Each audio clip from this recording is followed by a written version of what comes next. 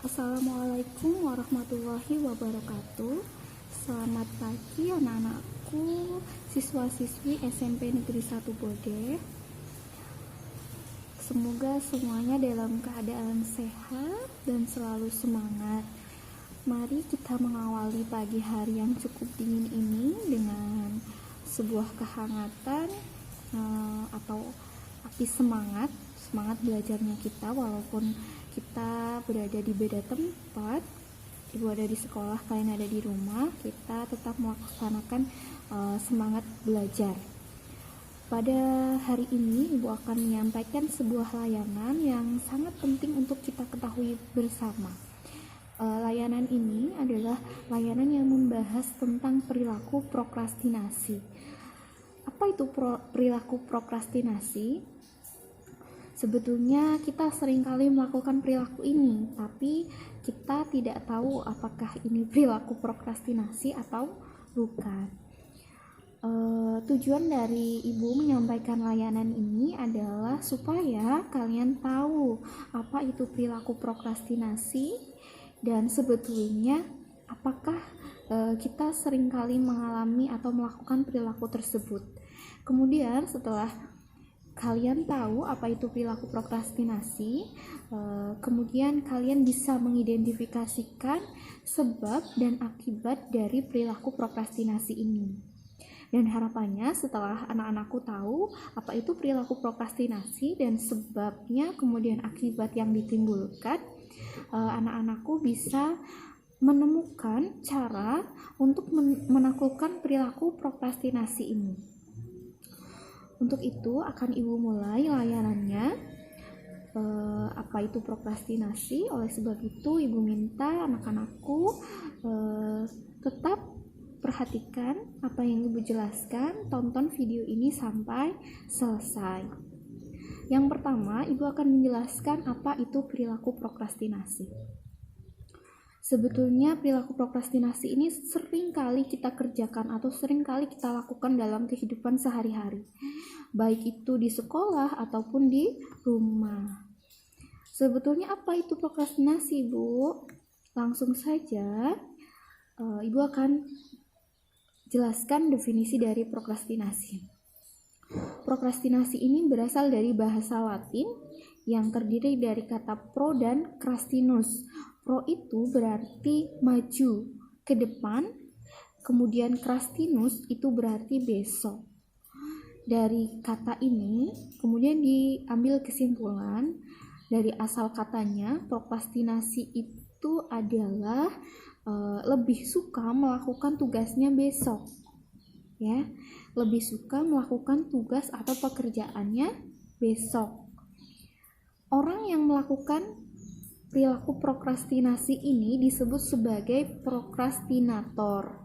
Nah, siapa nih yang di sini seringkali melakukan atau menunda pekerjaannya supaya dilakukan besok? Itu termasuk sebagai prokrastinator. Kalau boleh jujur, ibu dulu juga sering melakukan hal ini ketika masih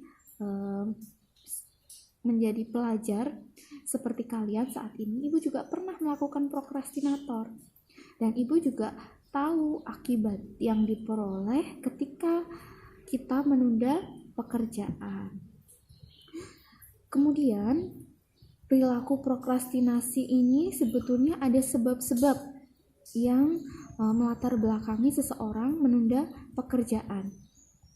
Ibu akan membacakan sebab-sebab seseorang melakukan penundaan tugas atau pekerjaan yang harusnya dilakukan sekarang, ia tunda pekerjaannya untuk dilakukan besok, dan besok. Yang pertama, sebab prokrastinasi yaitu terlalu menganggap remeh pekerjaan yang harusnya dilakukan. Kemudian sebab yang kedua adalah menunggu hingga kondisi atau waktu yang tepat. Jadi orang yang melakukan prokrastinasi ini merasa bahwa sekarang itu bukan waktu yang tepat atau kondisi yang tepat. Jadi ia menunggu untuk datangnya waktu yang tepat dan kondisi yang tepat, lalu dia tunda pekerjaannya sampai besok, dan besok. Kemudian sebab yang ketiga yaitu ada perasaan tidak percaya diri atau rendah diri. Kemudian sebab yang selanjutnya yaitu belajar dari orang lain atau meniru tindakan atau perilaku orang lain di sekitarnya. Kemudian yang selanjutnya terlalu perfeksionis. Kalau ibu bilang perfeksionis itu perlu, tapi tidak berlebihan, karena semua atau segala sesuatu yang dilakukan secara berlebihan itu tidak baik. Kemudian setelah kita tahu penyebabnya itu apa saja, ibu akan jelaskan sedikit-sedikit yang dimaksud dari sebab-sebab tadi itu seperti apa gitu ya. Yang pertama, sebab yang pertama itu terlalu menganggap remeh pekerjaan yang dilakukan. Mungkin dari semua yang menonton video ini tahu ya, pernah mengalami ketika kamu diberi tugas oleh bapak ibu guru atau oleh orang tuamu sendiri dan kamu menganggap remeh pekerjaan itu, kita cenderung akan menunda pekerjaan itu dan menganggap bahwa pekerjaan itu akan mudah atau akan cepat selesai kita kerjakan nantinya, padahal kita sama sekali belum mengerjakan tugas itu. Nah, ketika kita mau mengerjakan tugas itu, kok kita mendapati bahwa tugas atau pekerjaan itu ternyata sulit dilakukan. Akibatnya apa? Kita tidak maksimal saat mengerjakan tugas tersebut. Jadi dari sebab yang pertama ini kita bisa mengambil kesimpulan ya, jangan sampai kita menganggap remeh suatu pekerjaan atau menganggap remeh suatu tugas dari bapak ibu guru atau orang tua kita. Kemudian yang kedua, menunggu datangnya waktu yang tepat atau kondisi yang tepat. Anak-anakku, perlu kalian ketahui bahwa menunggu waktu yang tepat atau kondisi yang tepat ini perilaku yang tidak baik, karena kita menunda pekerjaan sampai datangnya waktu yang tepat itu ya kita nggak tahu waktu yang tepat itu kapan atau kondisi yang tepat itu kapan. Barangkali tugas yang diberikan atau pekerjaan yang diberikan itu mempunyai deadline atau tenggang waktu, misalnya hanya 1 minggu atau hanya 3 hari. Kalau kelewat dari tenggang waktu itu, kita akan mendapatkan sanksi. Jadi saran ibu, jangan sampai kita menunggu waktu yang tepat atau kondisi yang tepat, karena sekaranglah atau saat diberikan tugas itulah waktu yang tepat, segera kalian melakukan pekerjaan tersebut. Kemudian sebab yang selanjutnya itu karena tidak percaya diri atau merasa rendah diri. Anak-anakku semua, rasa tidak percaya diri ini atau rendah diri ini itu dapat berpengaruh loh pada perilaku prokrastinasi atau perilaku penundaan pekerjaan. Ketika kalian tidak percaya diri karena merasa kurang mampu menyelesaikan tugas, sehingga akhirnya menunda tugas tersebut karena merasa khawatir tidak memberikan hasil yang memuaskan. Akibatnya dia menunda pekerjaan tersebut sampai sampai dirinya itu merasa percaya diri untuk melakukan tugas tersebut. Sebetulnya kalian itu tidak perlu merasa rendah diri. Bila kalian merasa kesulitan dengan pekerjaan yang harus dilakukan, mintalah bantuan kepada orang-orang di sekeliling kalian, bisa teman, bisa bapak ibu guru, bisa orang tua kalian, bisa saudara, untuk memberikan dukungan atau saran. Sebab yang selanjutnya adalah belajar dari orang lain. Maksudnya belajar dari orang lain ini apa? Yaitu meniru perilaku menunda pekerjaan dari orang-orang yang ada di lingkungan sekitar, seperti misalnya teman, kemudian saudara, kakak, orang tua, dan lain sebagainya. Kemudian sebab yang berikutnya adalah terlalu perfeksionis. Maksud dari terlalu perfeksionis itu apa? seperti yang ibu tadi sebutkan bahwa perfeksionis itu diperbolehkan dan memang harus dibutuhkan seseorang supaya dirinya itu lebih teliti, kemudian lebih detail seperti itu. Tapi jika berlebihan atau terlalu perfeksionis itu juga tidak baik. Akibatnya dia itu karena menginginkan hal yang sempurna, bahkan sangat sempurna, dia akhirnya menunda pekerjaan tersebut sampai tenggang waktu yang diberikan itu habis, dan itu juga bisa berakibat buruk bagi nilai kalian atau bagi pekerjaan kalian ya anak-anak. Jadi perfeksionis boleh tapi jangan berlebihan. Kemudian setelah kita mengetahui sebab-sebab dari perilaku prokrastinasi, ibu akan membahas atau menjelaskan beberapa cara atau tips yang bisa kalian lakukan untuk mengatasi perilaku prokrastinasi. Yang jelas, seperti yang sudah ibu sebutkan, bahwa perilaku prokrastinasi itu dilakukan bukan karena orang tersebut malas, tapi karena pola pikir yang ada pada orang tersebut itu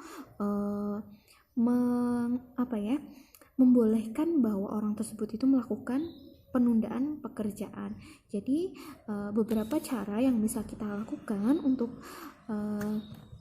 mengatasi perilaku prokrastinasi ini, yang pertama yaitu dengan memotivasi diri sendiri supaya melakukan pekerjaannya itu sesuai dengan tujuan. Jadi memotivasi diri dengan membuat tujuan yang jelas.